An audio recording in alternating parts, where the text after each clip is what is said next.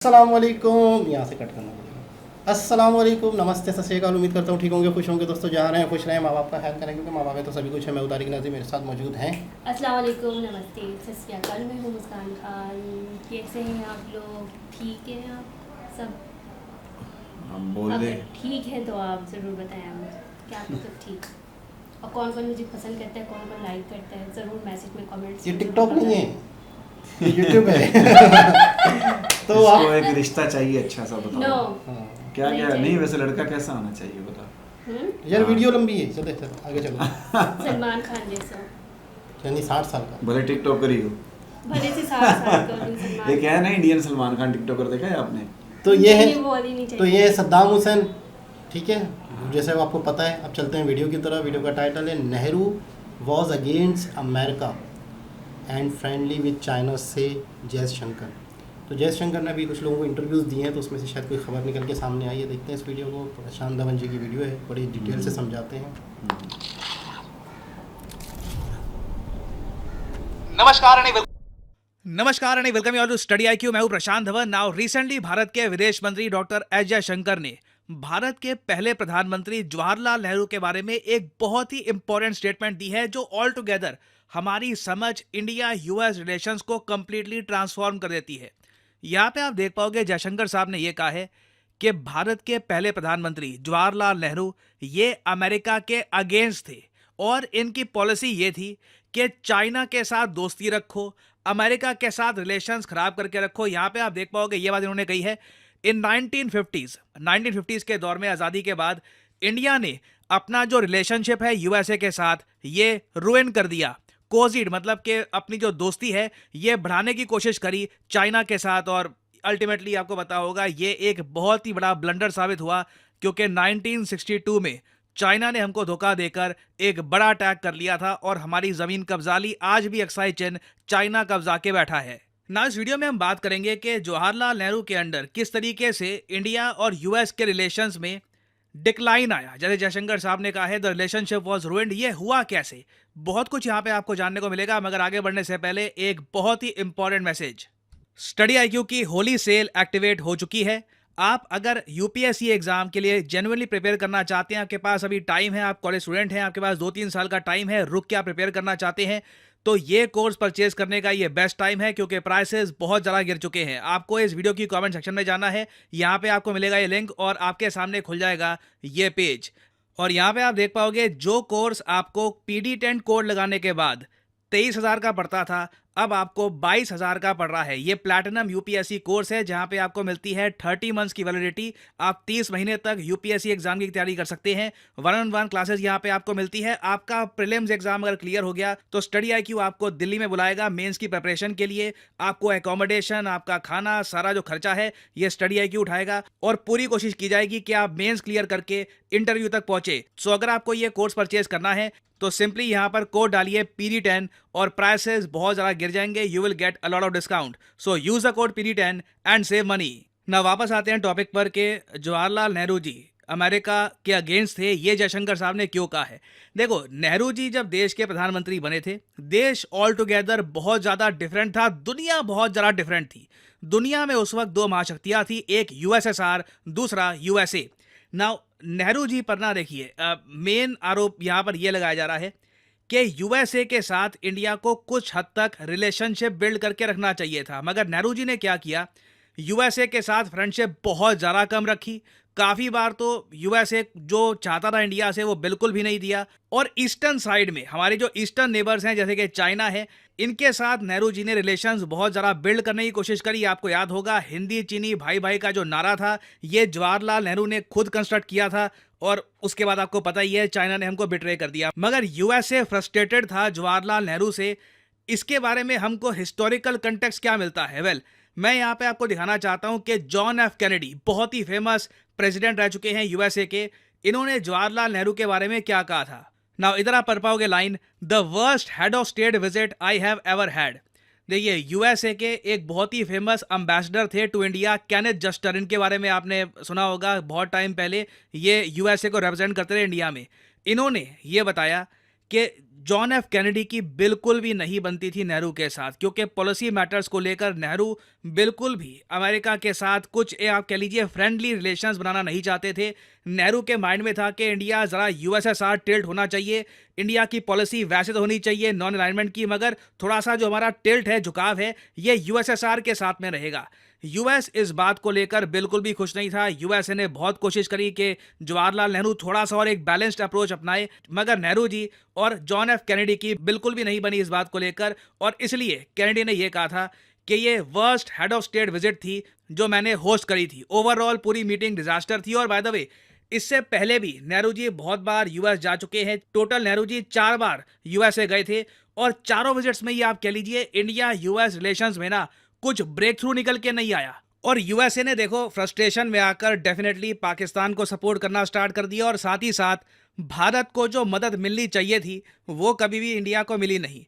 USA भी अपने आप में एक बहुत क्रूअल कंट्री है। मतलब कई इनके जो प्रेसिडेंट की आप स्टेटमेंट्स देखोगे ना, मतलब लगता है कि क्या इनह्यूमन बात बोली है इस आदमी ने। मैं आपको एक एग्जांपल देता हूँ। विकिपीडिया पे एक पेज है, कभी पढ़ना, हिस्ट्री और जियोपॉलिटिक्स के लिहाज से बहुत इंपॉर्टेंट है। फूड फॉर पीस, दुनिया कितनी मतलबी है, यूएसए की विदेश नीति कैसे काम करती है, यहाँ पे आपको समझ में आएगा। फूड फॉर पीस देखिए, एक प्रोग्राम था जो यूएसए ने स्टार्ट किया था 60 साल पहले। उस वक्त दुनिया भर में अनाज की कमी थी। इस प्रोग्राम के पीछे यूएसए का मेन मतलब यह था कि अपनी फॉरेन पॉलिसी को आगे बढ़ाएंगे। लिटरली आप इस पेज में पढ़ोगे तो यूएसए पॉलिसी डॉक्यूमेंट्स में जो बात लिखी है कि यूएस चाहता था कि कंट्रीज को ये ज़्यादा अपनी तरफ करे, ज़्यादा अपने पे डिपेंडेंट बना दे, उनकी फैमाइन के टाइम में हेल्प करने के बदले में। आप इमेजिन कर सकते हो इंडिया ने कितने देशों को अनाज भेजा, वैक्सीन भेजी। क्या हमारी ऐसी सोच थी कभी? नहीं। यूएसए अलग ही लेवल पे ले जाता है इंटरेस्ट को, कि बिल्कुल इंटरेस्ट पे आपको फोकस करना है, and you have to be very greedy as well. और इंडिया के केस में मैं आपको बताता हूं, इसी पेज में ना एक लाइन यहां पे आपको मिलेगी। लिंडन बी जॉनसन, ये बाद में यूएसए के प्रेसिडेंट बने थे। इन्होंने इंडिया के लिए जो ग्रेन्स का प्रोग्राम था ना, हमारे यहाँ भी खाने की कमी पड़ गई थी, तो यूएसए ने पहली बात तो बहुत ज़्यादा घटिया क्वालिटी का गेहूं भेजा इंडिया को। आप हिस्ट्री में पढ़ोगे इसके बारे में तो एक लाइन बोली जाती है, ऐसा गेहूं भेजा था जो एक बार को सुअर भी ना खाए, जानवर भी ना खाए। और इतने से भी लिंडन बी जॉनसन का मन नहीं भरा। उसके बाद ना इन्होंने जो PL 140 ग्रेन की स्कीम थी, इसकी पूरी शिपमेंट ही इंडिया के लिए कैंसिल कर दी। और रीजन पता है क्या था? रीजन ये था कि संयुक्त राष्ट्र के साथ खड़े होकर इंडिया भी ये कह रहा था कि यूएस जिस तरीके से बॉम्ब बरसा रहा है कैम्बोडिया में, वियतनाम में, ये गलत है। लिंडन बी जॉनसन ने इसके जवाब में ये कहा कि देखो यूएन जो है वो कह सकता है, मगर याद रखिएगा यूएन को अनाज की ज़रूरत नहीं है, इंडिया को अनाज की ज़रूरत है। ये आप कह लीजिए ये है बहुत ज़्यादा एक क्रूअल फेज यूएसए का। ये लिटरल कोट है यूएस गवर्नमेंट ऑफिशियल्स की, यूएस प्रेसिडेंट की। तो देखो ये भी यूएसए का चेहरा है। और इंडिया के लिए फ्रस्ट्रेटिंग बात यहाँ पर पता है क्या है?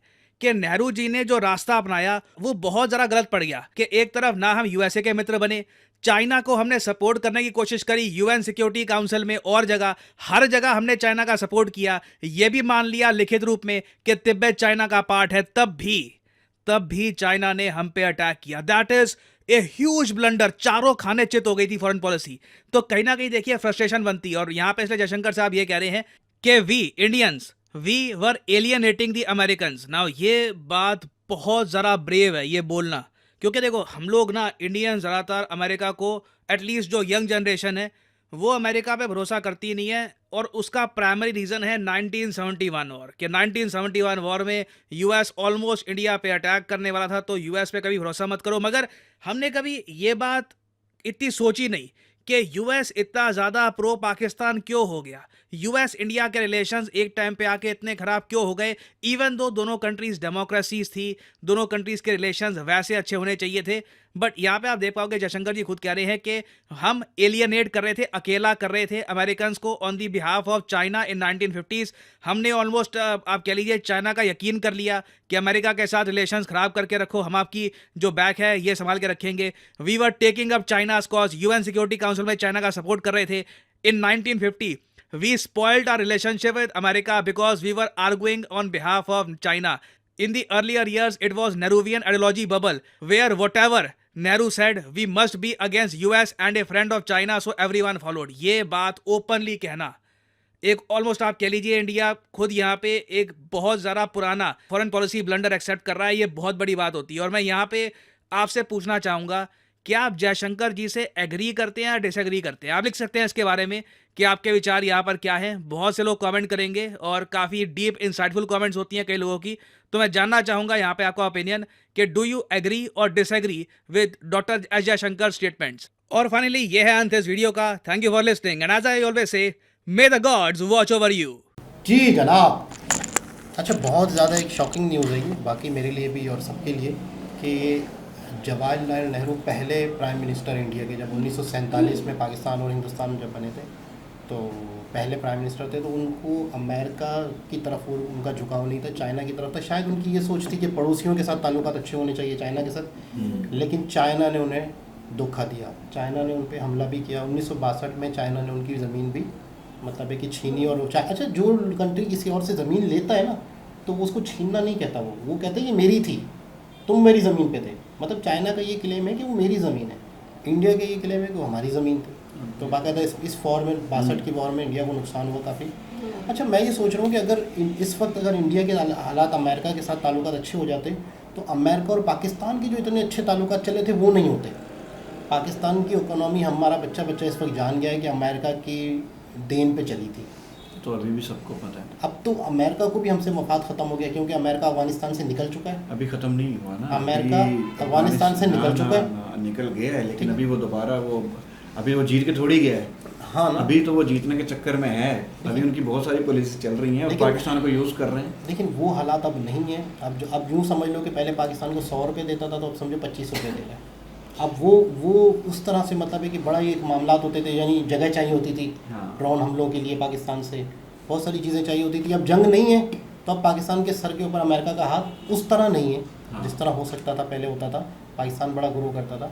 तो मैं ये समझता हूँ एस जयशंकर जी ने इतनी, हालांकि ये इस वक्त के फॉरेन मिनिस्टर हैं, लेकिन ये इतनी पुरानी बातें भी निकाल के ला रहे हैं कि आज इंडिया के क्या हालात है, आज इंडिया की फॉरेन पॉलिसी क्यों ज़्यादा मतलब है कि अमेरिका के साथ सही नहीं थी, तो आज क्या क्या नुकसान हो रहा है। इसका मतलब इनका कहने का दूसरे मायनों में ये मतलब है कि अगर अमेरिका के साथ हमारे ताल्लुकात अच्छे होते तो आज दूसरी सूरत हाल होती, आज कंडीशन कुछ और होती, आज हालात कुछ और होते। और हर कंट्री की पॉलिसी चेंज होती रहती है, अमेरिका की, इंडिया की, चाइना की। सही है, वक्ती, क्योंकि मायशत भी सबने देखनी होती है ना, कौन सा मुल्क कहाँ जा रहा है, उस लिहाज से भी ताल्लुकात होते हैं। तो लेकिन ताल्लुकात में तब्दीली भी आती है, लेकिन लॉन्ग टर्म भी बहुत सारे कंट्रीज़ के साथ मामला चलते हैं। आपको पता है पूरी दुनिया में ग्रुप बने हुए हैं, जैसे अक्सर आपने नोट किया, कॉलेज में लड़कियां लड़के पढ़ते हैं, आपस में ग्रुप बना लेते हैं, वो मेरा दोस्त, ये मेरा दोस्त, मेरे दोस्त का वो दुश्मन तो मेरा भी दुश्मन। अब एक लड़कियां लड़कों का ग्रुप है, लड़कों का, और दूसरे किसी ने इस पर हमला किया, किसी ने इसको बदतमीजी की, तो सारे लड़के मिलके उसका साथ देंगे। सिर्फ कॉलेज का नहीं है ये, सिर्फ पूरी दुनिया का भी, अस्पतालों में, घर में, हर जगह ये। तो पूरी दुनिया का भी यही सिस्टम है। तो सबसे बड़ी ताकतें रशिया थी और अमेरिका है। रशिया और अमेरिका है, तो चाइना इस वक्त भी जाहिर सी बात है बहुत बड़ी ताकत बन के उभरा है पूरी, मतलब पिछले 30-40 सालों में। के बराबर पे ही आ गए। अच्छा, एस जयशंकर जी के बारे में मैं आपको थोड़ा बताऊं कि ये वो शख्स हैं जो सियासतदान नहीं है। अच्छा। ये एक ऐसे शख्स हैं जिन्होंने पूरी दुनिया में जॉब की थी इंडिया की तरफ से, एम्बेसीज़ में। अच्छा। एम्बेसीज़ में, जैसे फॉरेन में एम्बेसियाँ होती ना, यानी पाकिस्तान है, पाकिस्तान में पूरी दुनिया के दफ्तर हैं, उसको कहते हैं एम्बेसी। यानी इंडिया के अंदर भी पूरी दुनिया के हर मुल्क का एक दफ्तर है जिसमें वो मुल्क वाले बैठे होते हैं। हाँ, वो एम्बेसी कहते हैं। आपने देखा है कि सऊदी एम्बेसी है। हाँ। तो वहाँ पर अगर सऊदीया वालों को यहाँ कोई प्रॉब्लम हो रहा है या हमें सऊदीया से कोई बात करनी है, तो हम उसकी एम्बेसी से बात कर रहे हैं। यहाँ पे सऊदीयन के साथ कोई प्रॉब्लम हो रही है तो अपनी एम्बेसी जाएंगे। यानी हर मुल्क की एम्बेसी हर कंट्री में होती है। तो ये इनका ये एक्सपीरियंस था कि इनकी बहुत सारी कंट्रीज़ में जॉब हुई थी, तो आज इनको फॉरेन मिनिस्टर बना दिया गया। आप क्या कहेंगी, क्या हालात है मुल्क के, और क्या हालात है इंडिया के साथ ताल्लुकात के? हालात तो बस सही है, अल्लाह का शुक्र है, बेहतर है। और दूसरी बात है कि इनके बारे में जो बता रहे हैं कि बहुत अच्छी बात है कि ये हर मुल्क में इन्होंने काम किया है और एक्सपीरियंस इनका बहुत ज़्यादा हो गया, तो ये होना चाहिए। अब उनको इतना सारा आइडिया वगैरह भी हो चुका है ना, तो इस वजह से यहाँ आज ये जब कहते हैं, बात करते हैं अमेरिका के खिलाफ या किसी के बात, तो डंके की चोट पे करते हैं। तो ये वो कर सकते हैं, उनको वो है, क्यों देखा है ना, गए वहाँ पर हर जगह रहे हैं, लेकिन इनको एक्सपीरियंस इतना है कि ये डंके की चोट बात करते हैं। अभी इंडियंस के हीरो बन चुके हैं, यानी इंडियंस इनको अब हीरो मानते हैं कि यार ये जो है इसने हमारे पूरी दुनिया के अंदर नाम बढ़ा दिया है। इस शख्स ने पूरी दुनिया में हमारी इमेज ही बढ़ा दी है। अच्छा, आप क्या कह रही थी कि इंडिया के बारे में इंडिया के बारे में किस टॉपिक में? ऐसे कुछ कह रही थी शायद, पता नहीं कभी, एक 2 साल पहले। 2 साल पहले? हाँ, क्या रिश्ता चाहिए? रिश्ता ये चाहिए। मेरे रिश्ते के पीछे पड़ गया है। तुमने खुद नहीं बोला मुझे इंडिया शादी करवाओ मेरी? नहीं मुझे अभी नहीं कह रही थी उनको? नहीं मुझे झूठ। नहीं करना। मेरी किस्मत में जो होगा वो मिल तो जाएगा। किस्मत अगर इंडिया से ही हुआ तो? आ रहे हैं ना, इसमें क्या है? हाँ, अगर इंडिया से ही हुआ तो? अगर इंडिया से अभी वो हो, देखना कमेंट में भेज देना। अगर इंडिया से हो, अगर मैं उसको अच्छी लग रही हूँ या मुझे वो पसंद आ गया तो कर लूँगी। तो आप कुछ क्राइटेरिया बताएं, हाइट बताएं, कलर बताएं, बाल। हाइट कितनी समय हमसे होगी? बोलो। हाइट में कम से कम 7.5 अच्छा, 7.5 क्या? मतलब ये दरवाजे नहीं दरवाजे तक नहीं होगी। फिर क्या? मेरी तो 5.6 6.5 तक हो। अच्छा, ऊँटों को सुरमा डलवाना है इतना? और आगे मुझसे तो थोड़ी बड़ी होना, क्योंकि मेरी जो अरे हाइट तो है 6 5 5.6 फुट है। 10 कह लो ना। चलो आगे और। हाँ, मेरी हाइट है 5.6 से, तो मुझसे थोड़ा सा है हाइट में थोड़ा सा बड़ा हो और दिल का अच्छा हो। कैसे पता चलेगा दिल का अच्छा हो? बस जो अच्छे लोग होंगे वो खुद ही बोले, मैसेज करेंगे। तो कौन कहता है अरे मैं बुरा तो हूँ? बाद में क्या करना है? अगर 10 लोग कर देंगे तो क्या कुरंदाजी करनी है? कुरंदाजी टोकन हाँ ना। अच्छा, खैर वो अपनी अपनी क्या- तस्वीर भी साथ है कि उससे तस्वीर के साथ और और हाइट आ गई, और हाइट और स्मार्ट हो, मुस्लिम हो? मुस्लिम हो। मुस्लिम? अच्छा, तो वो जीमेल एड्रेस तो अपना दे दो उनको। वही कहाँ से? नहीं, आप जो प्यारा सा हो, क्यूट सा। सीरियस वाकई आएंगे, हाँ, कमेंट हाँ। आएंगे? प्यारा चाहिए क्यों या तो- पैसे वाला चाहिए? हाँ, हाँ। पैसे हो, नॉर्मल हो भी हो चल जाएगा, ज्यादा भी यानी हो चल 10-20 जाएगा। रुपए भी चलो हो तो जाए। इंडिया चल के भी अगर तुमने वो 20 नहीं, वो यहाँ पर जिसके पास पैसे भी नहीं है उसकी भी एटीट्यूड बहुत है, तो ऐसे लोग मुझे पसंद नहीं। जिसके पास पैसे भी उसके पास भी एटीट्यूड इतनी ज़्यादा है, लग रहा पता नहीं उन्होंने जहाज़ ले लिया, क्या कर दिया, पाकिस्तान बना दिया, कुछ भी नहीं होता। लेकिन इस वजह से मैंने कहा अच्छा हो, इस वजह से मैंने रिजेक्ट कर दिया था किसी को। नहीं, इस वजह से नहीं। खैर, ये अपनी मजाक की हद तक बात थी, लेकिन आप सीरियस लीजिएगा। दोबारा किसी और वीडियो के साथ आपसे मुलाकात होती है, जब तक के लिए अल्लाह अल्लाह हाफ़िज़। हाफ़िज़।